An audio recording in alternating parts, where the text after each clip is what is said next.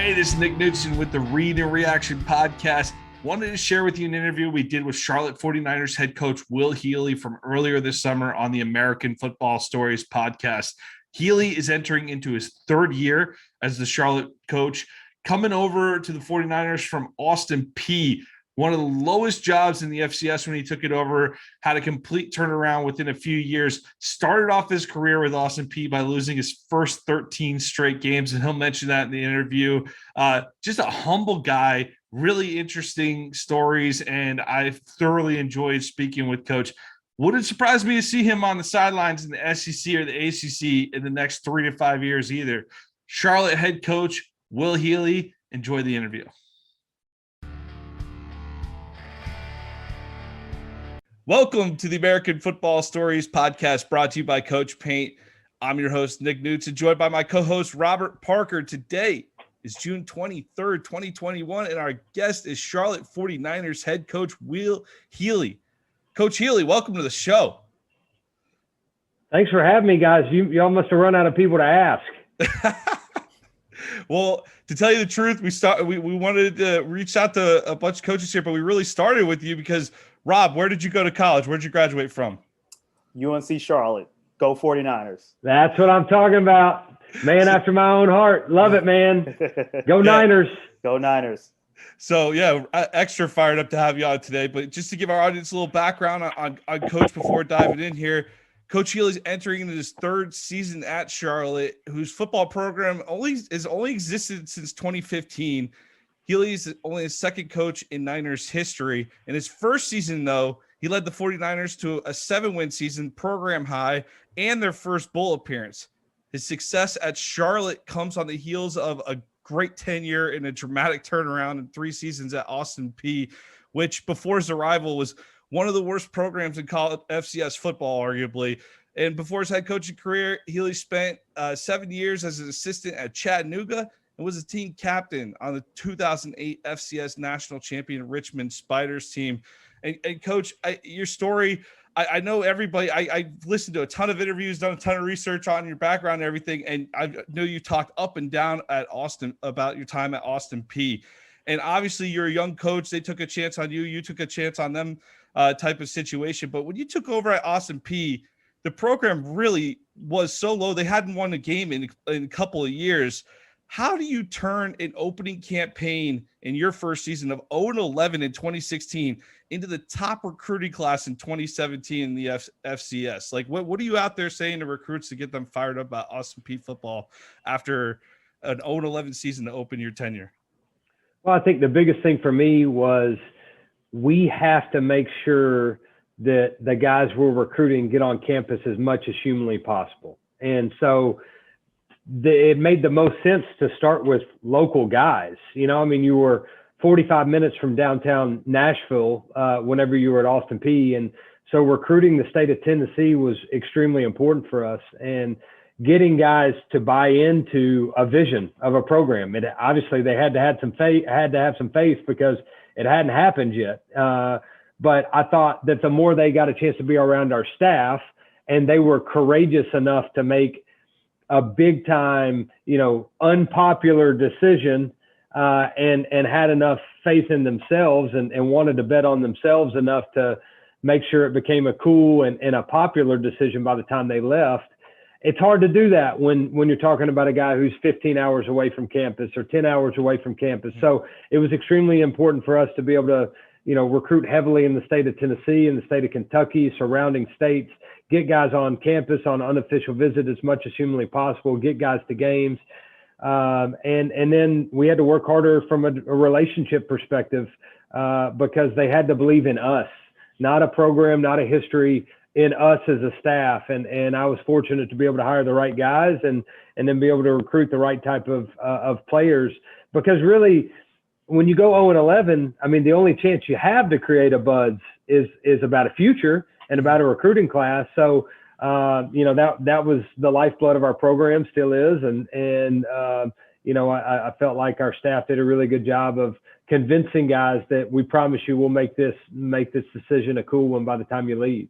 And with that said, I could see where someone gets on campus in front of you, and I assume your staff has the same upbeat type of mentality that you do, where that could be contagious and you could see, where that would appeal to a high school recruit. But how much for the average football fan, they think about the recruiting aspect being about between players and coaches and everything, but how much that is developing relationships with the local high school scene and with the coaches and in the state associations with the coaches and everything.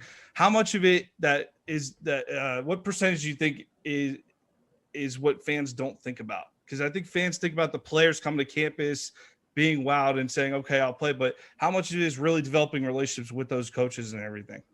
Well, I say that it's got to be cool to play football at Austin Peay or Charlotte, right? And how do you do that? Well, I think social media plays a huge part in that, right? What graphics are you pumping out? How much are you staying in contact with your recruits via social media, having things that they can post?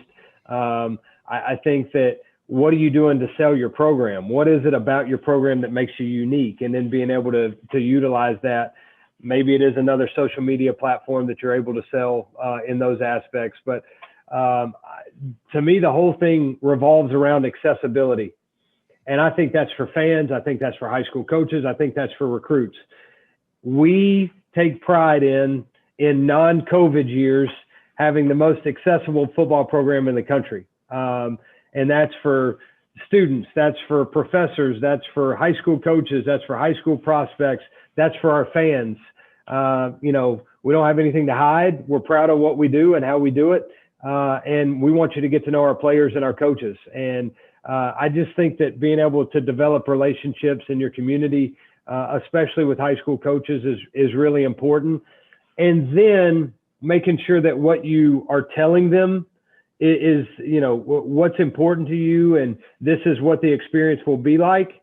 Making sure that the experience is actually like that, because you may be able to fool them on the first time, but if they got a guy who gets there and he's not happy because he wasn't prepared for the type of experience he had, then you're going to ruin it the next time you go back in there. So having a sustainable relationship, like being up front, honest, transparent. This is what we have. This is what we don't. This is what we're working on. This is who I am. This is what we demand, what we expect. Making sure the recruiting process is just not all roses. I think you may have some uncomfortable conversations on the front end, but everybody's on the same page about what it should look like and what it will look like. And then when those guys get back to, high school and they're telling their coach, hey, this is what he said and this is what he meant. This is what it's really like here, I think is really important. It's not just about fooling them the first time. It's about being real and transparent from the get-go, having an open dialogue and an accessible program. Yeah, that's awesome stuff right there, Coach. I would just like to transition a little bit. So when it comes to playing and coaching a team sport, I know sometimes that individual accolades kind of get pushed to the side. But could you tell us what did it mean on a personal level and a coaching level to win the Eddie Robinson Coach of the Year award in 2017? It's sitting right up on my desk on our bookshelf right now, and I don't know that it still has really sunk in. I don't know. I think one day, when I've been fired 4 or 5 times and have a chance to sit back and look and say, man, there was one time where somebody was crazy enough to think that, that I was the national coach of the year. That'll be cool. But I think about how lucky I am to have, the group of staff that I had around me that still believed in me after I went 0-11 and 0 for my first 13 as a head coach, and a group of players who could have called it quits so much longer before that and said, this little 12-year-old doesn't know what the heck he's doing. I'm not buying in. They were unbelievable, and they worked their rear end off. And I know coaches say it all the time, but literally, I was the most overrated human being in the United States for the year of 2017 is really what happened. So fortunate and lucky. Eddie Robinson won 426 games. I had won 8 when I won the award. So there is no comparison, but it was an unbelievable, magical season, and was one I'll never forget, and very fortunate to be with that group. That's awesome. And with that being said, Coach, I know you mentioned a little bit earlier, but in what way did the Austin Peay job prepare you to take on the role as the head coach at a fairly new program in Charlotte, like we mentioned earlier? There are definite parallels to programs, but obviously what changes when you go from the FCS level to the FBS level are resources and the number of people you have around you. And even still learning what it looks like at the highest level and how you can make Charlotte football the big time, and what are other people that you're recruiting against. Obviously the recruiting battles changed, where when you were at Austin Peay, you sold the fact that you got a recruit that had offers from these people. And then, when you get into this level, you're fighting official visits for these guys, right? Somebody's coming to your place for an official visit, and then they're going to those places for official visits. So it's not a guy that was offered by that place in June, and then, those offers fall through and now he's interested in Austin Peay. These are real legit battles that you're in. And so I think the resources change. I think building there are parallels to how do we take the next step? How do we recruit at a higher level? How do we make sure that we pack the stands? How do we get students involved? How do we fundraise? How do we travel right and take pride in what we're doing? Meanwhile, our players making sure they're grateful for what they have. If it's a pair of socks or a wristband, you better make sure that you're grateful for what you have, and we'll continue to work for more. So there's a lot of things that, I learned at Austin Peay. There's a lot of dumb mistakes that I still make, but a lot of things that I did at Austin Peay that I learned from my mistakes, and continue to do so now. But, it's definitely a different type of, pressure, which I think pressure is earned. We haven't necessarily got there yet, but different expectations, different type of city and surrounding and resources that I think the Austin Peay job has really helped me. I think it would be much more difficult for me to learn how to be a head coach at my age if it was my first job at the Conference USA level. Fortunately for me, and it didn't mean any different to me. I wanted to win the OVC just like I want to win the Conference USA, but I've learned from my mistakes along the way. Now, just speaking just staying on recruiting, coach, and just talking about the city of Charlotte, what are some of the advantages in recruiting in a major city like Charlotte? I'm familiar with the area, and there's some great football programs from a high school level out there. You have the Butlers of the world, you have the Independents, the Audrey Kells, the Providence. So what is the major impact when it comes to recruiting, just, from a landscape standpoint, when you're in a city like Charlotte?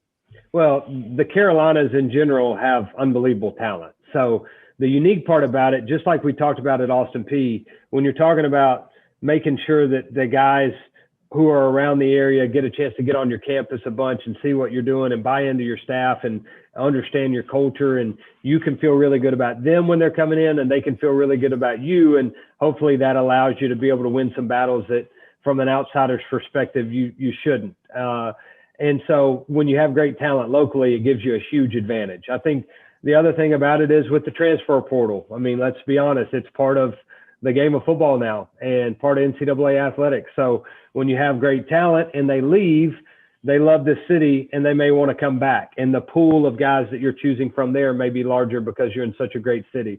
The other thing about it is, just like what I said, it is an unbelievable city. It's a place where coaches want to coach, and it's a place where players want to play. And so we have a distinct advantage on a lot of our competition because of the type of city we have. And with that type of city comes opportunities, not just for fundraising and fans and support and media exposure, but also for opportunities for our guys whenever they leave. And, it's a special place. So I would like to pivot a little bit, Coach. And when it comes to coaching the game of football, two words usually jumps out for me, and that's in regards to philosophy and culture. From a culture standpoint, can you elaborate on Club Lit and explain to our audience how that started? Yeah. Other than the fact that my wife being embarrassed every time I take my shirt off on, national television, the whole thing stemmed from year two. I was at Austin Peay. I'd gone 0-12 as a head coach. We had a shot to beat Cincinnati, our first game of the season in 2017, Luke Fickell's first game, which obviously shows how good he is with what he's been able to do for his program. And so the next game we go play Miami of Ohio. After we played Cincinnati really close, had opportunities and kept it competitive. we go and lay an egg at Miami of Ohio. And again, credit to them. But we didn't really look interested. We didn't have a whole lot of juice about ourselves. We didn't look like we had a whole lot of fun playing football, but we had a great week of preparation. And so I met with our leadership group, and Max Ewalt, one of our 6-year seniors, had won one game in his career. And I said, guys, what is it, man? We had the most unbelievably energetic, enthusiastic, passionate practices we've ever had leading into this week. Y'all did an unbelievable job. And then we get to the game and you look disinterested. What is it?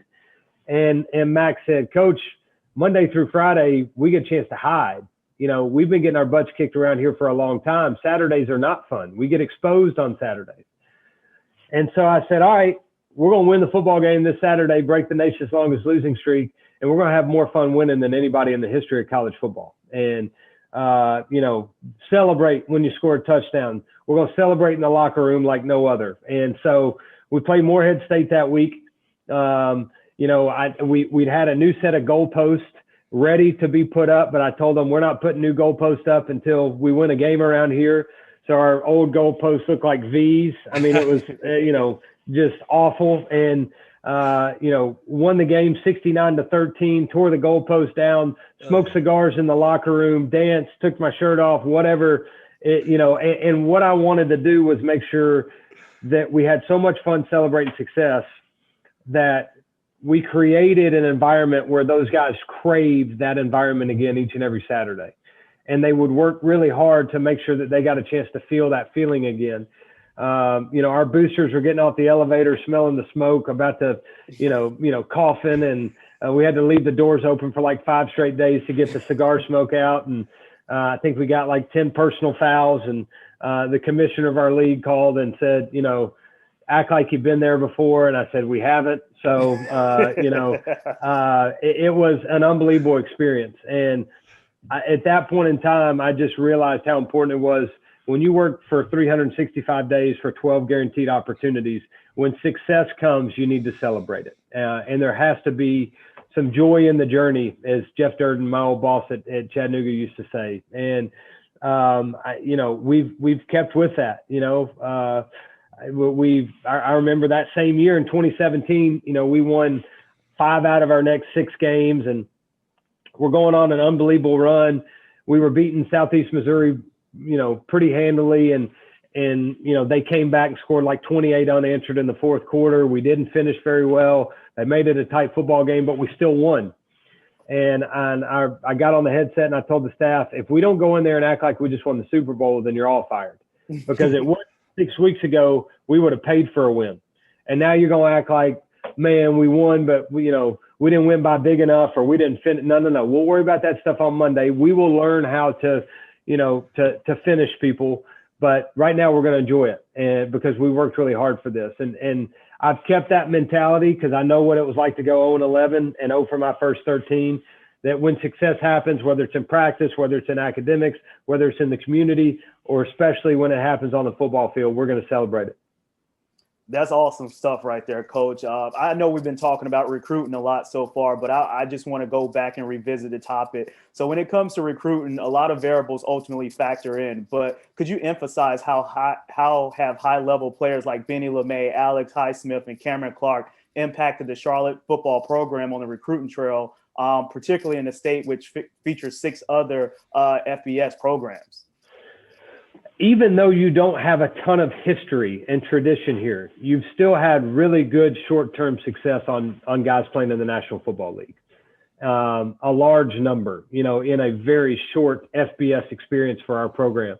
So it's not you selling a vision on, hey, come here and you may be able to do it. They've seen guys in front of them that have been able to do it. And you've had a very large number of NFL teams that come through here on a regular basis, scouting talent. And because of the success of Nate Davis starting at guard for the Titans, and Cam Clark and Benny LeMay and Alex Highsmith starting for the Pittsburgh Steelers, and, you know, some guys before, Austin Duke, Juwan Foggy. I mean, we've had a long list of guys that, you know, have had opportunities to play at the next level. And so it's not just selling a pipe dream. The guys have seen it happen, and that definitely helps in recruiting.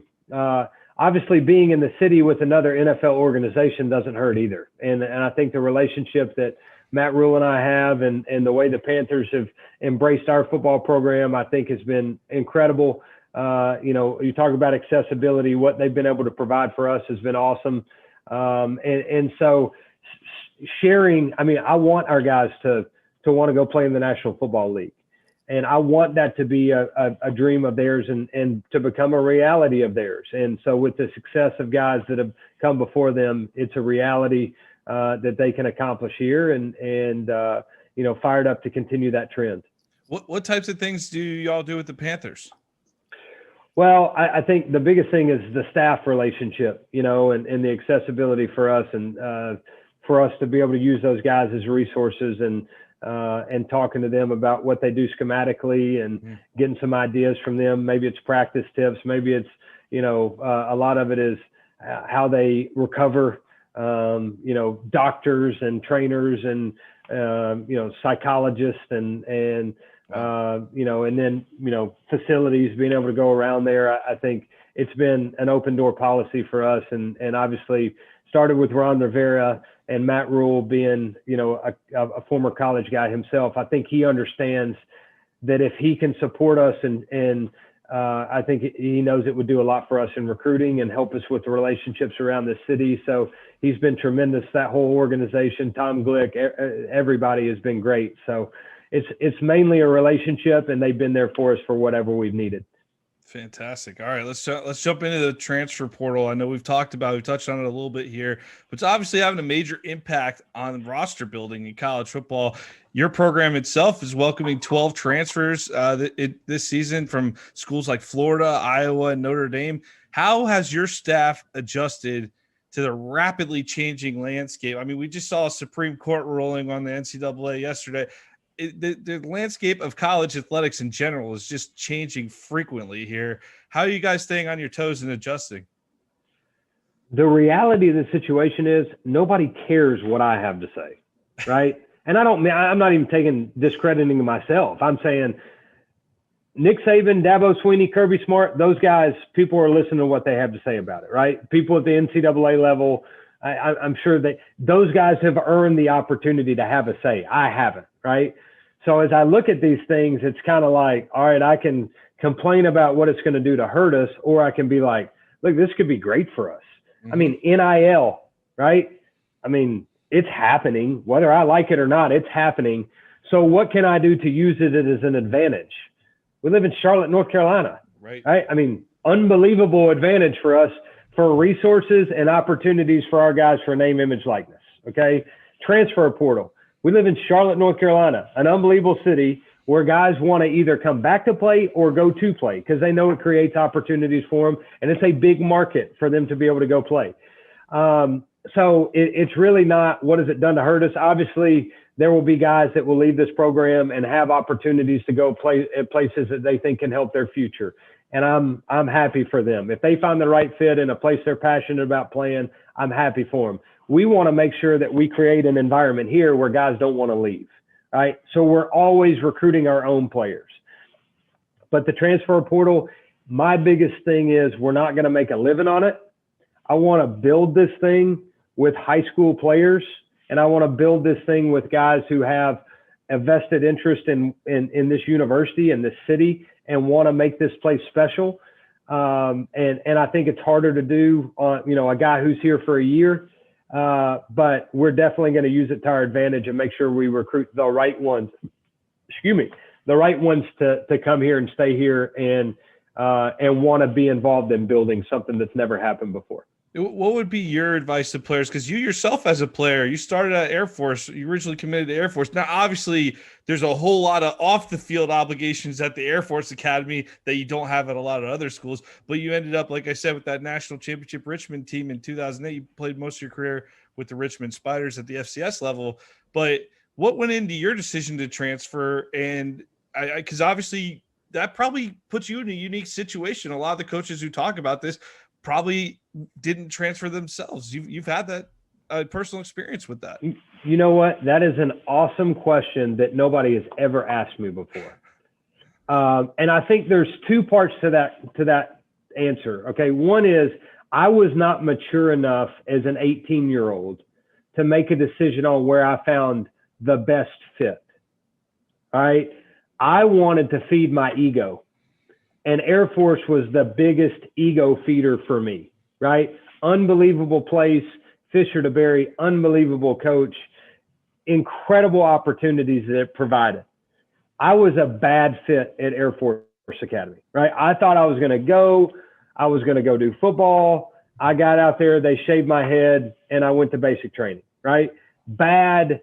I knew, coming from a single A high school in the state of Tennessee, everybody knew who Air Force Academy was. So it fed my ego of like, I'm good enough. I'm signing to go play Division I football. And then I go to Richmond and I have a great experience. I find a great fit. Even though I didn't get the playing time at Richmond, I would have loved to have had, right? I would have loved to have been a 4-year starter and rewritten the record books. I was a backup the entire time I was there. And to be honest with you, it was fortunate that Dave Clausen gave me an opportunity to be a scholarship football player there. If it were not a transition year with him coming in and they just needed a quarterback, I don't know that I would have had that opportunity, right? Unbelievable school, incredible people, my best friends, people in my wedding that I had an opportunity to be able to meet, at Richmond. But you're right. I went to a place originally because it was the biggest offer. And then I went and found the best fit. So I understand it. I also understand how sometimes you can be put in a situation where you're just ready to get out and you may question what your love is for the game of football, right? I never lost love for football. I wasn't at a great fit. And I have so many friends who were great fits at Air Force. I wasn't tough enough, right? I wasn't committed to that opportunity. And so found a great fit at Richmond, had an unbelievable experience, won a national title, and playing for Dave Clausen and Mike London made me into the coach I am today. So I get why guys may be unhappy and looking for the right fit. I want guys that want to be here, and same thing for coaches. And I understand how this thing can somehow, some way, it can change. And I get that as well. Great perspective there, Coach. Hey, look, I know you gave the Dabo and Nick Saban, Kirby Smart are the ones who have opinions on the big topic answer on the last one here, but the college football playoff proposal to expand to 12 teams, that's got to have Charlotte pretty excited, a school like Charlotte pretty excited, because we've seen schools come through Conference USA. I go back in my mind to 1998 with Sean King and that Tulane Green Wave team with Tommy Bowden and everything. 12-0 season, you could put that together with a 12-team playoff. You're really no doubt in that mix. So the way the system has set up right now, and I know you're not here, you're not going to try to whine about the system or anything like that, but it's got to be exciting to see that idea to where, hey, we're really opening up the opportunity to compete for a title for every FBS program, just like it is on the FCS level, where right now the system is built toward, you could go 12-0 at a group of 5 school and you still might get overlooked for that playoff spot. It's great for group of 5 schools, especially. Yeah. Everybody has a legit, you're no longer, going to say you're coming here, but you have no legitimate opportunity to win a national title, right? Which recruiting at the FCS level, that was one of the things I used against the group of 5 schools, right? Come here, you have a chance to win a national title. Go there, you have a chance to play in a bowl game, but it's not the same. You're not a national champion like we were at Richmond, right? Mm-hmm. So now you're going to have 12 opportunities and maybe even host on your own campus, right? I mean, obviously it's a goal of ours at Charlotte to host a playoff game on your campus. If they go to the, where they have the host sites for, schools 5 through 12. So I think it does nothing but help group of 5 brand of football. We've got a long way to go to be in that conversation. I know how difficult it is to be in that conversation and what type of special year you would have to have, but it is something that we can now shoot for and have, a legit opportunity to be able to accomplish if we have a special year. Completely changes everything at that level, for sure. But the one concern a lot of, college people who grew up watching college football have is, do you think that would devalue the importance of some regular season games? Because right now, the one great part about college football is even competing for that conference title every week matters. every week is so important, and you lose one game, it could just devastate your entire year. You open it up a little bit, it's more like the NFL where you got more couple different shots. Based on your experience at the FCS level, do you feel like any regular season games are devalued, or is that just fans talking a little bit? Well, I mean, do you think Nick Saban's going to devalue a game knowing that he can probably lose one and still be in it? Right. I mean, competitors compete, right. And I think that what it probably does as much as anything is it encourages people to have really good non-conference schedules, right? I mean, people get upset when there's 3 FCS games on somebody's, I know people don't have, but like, I don't like when they play this team, this team, this team. Well, maybe now your home slate's a little bit different, where guys feel like they can play some more powerhouses out of conference, and your regular season games, you feel like you got to continue to test yourself. I think the other thing about it is nobody doesn't watch an NFL game, right? I mean, all the games matter, and all that people know in this, in the game of college football, it may be right. If I lose one, maybe now I'm the 3 seed instead of the 1 seed, or maybe now I'm the 5 seed and have to play an extra game instead of the 3 seed. I mean, all the games are still going to matter. How do you position yourself in the best way to go win a national title? And that's by being the number 1 seed. So every game matters from that aspect of it. So no, I mean, I know the other question is, how does it devalue bowl games? Right. Well, look, I mean, people are making that argument right now, right? If you're not in the national championship game, people are sitting out, and I get it, but I just think that, if you're running your program the right way, every week matters. And I think that will stay the same. Well, how much did the bowl game, again, you're in a great position to answer that question. First bowl game in program history, how much did that mean when y'all went to the Bahamas Bowl a couple of years ago? Anybody who says we should eliminate bowl games has never been a part of the Charlotte fan base or the Charlotte football team or the Charlotte coaching staff going to their first bowl game. I am all about how do we give these student athletes an experience they'll never forget. Yeah. Our guys hopped on a chartered plane, and flew to Atlantis and stayed at Atlantis for 5 days. And we got our butt kicked, which still ticks me off. Buffalo kicked our rear end, right? But we had an unbelievable experience leading up to kickoff, right? And then Lance and them got after our rear end. But I think that's what it's about. People still want to sit there and watch, 3 weeks of bowl game and really good college football. And if they'll give it a chance, it'll mean something. Is it your team?